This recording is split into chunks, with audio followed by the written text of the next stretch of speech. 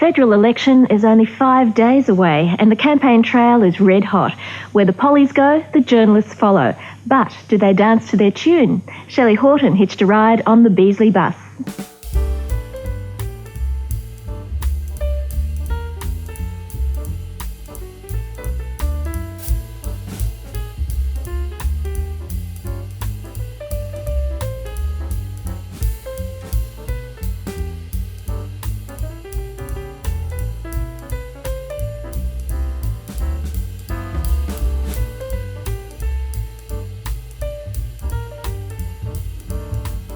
Assigned to cover each political leader. They're not told what city they'll be in, what stories they'll be covering each day.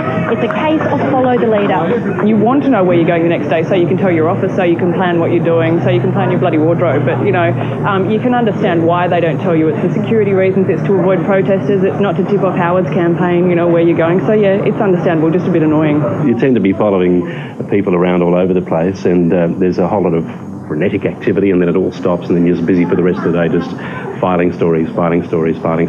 And today's story is aimed at the grey vote, off to a nursing home and another captive audience to announce Labor's aged care policies.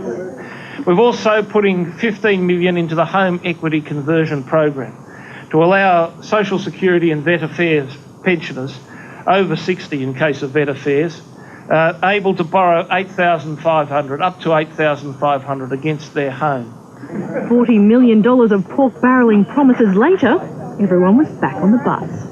Journalists say one of the drawbacks of being on the campaign trail is getting too close to the story and losing impartiality. So most reporters spend their time shared between the major leaders. I'm just sort of, going backwards and forwards between the leaders and jumping off every now and again, so it's a fairly random existence. Is there any difference between the group following Beasley and the group following Howard? No, because people swap around quite a bit, and, we all know each other mainly from Canberra anyway, so it's sort of a fairly constantly morphing, collection. I've done a bit of Howard as well. I've done Howard and Beasley as well, so Beasley's a lot more relaxed. I'm doing a week on, week off sort of thing, so I'll do 3 weeks all up, but I'll get breaks in between, which I guess allows you to step back from it a little bit. Time for a policy stop again. This time it's the Medicare leg of the mystery tour. What we are doing, rolling up our sleeves, getting into the business of dealing with the crisis in healthcare in this country. Press secretaries hold all the cards in controlling the journalist's day. It's up to the reporters to find the story behind the press releases.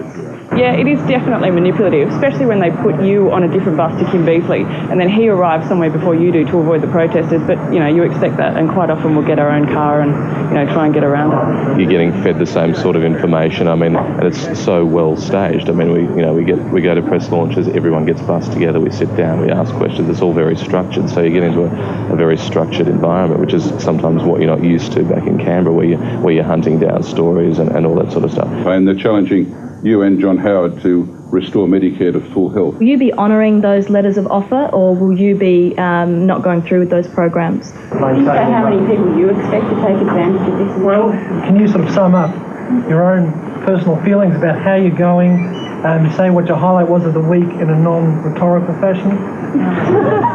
For opposition leader Kim Beasley, the last stop could be the lodge, but for the press, it's the ride that counts.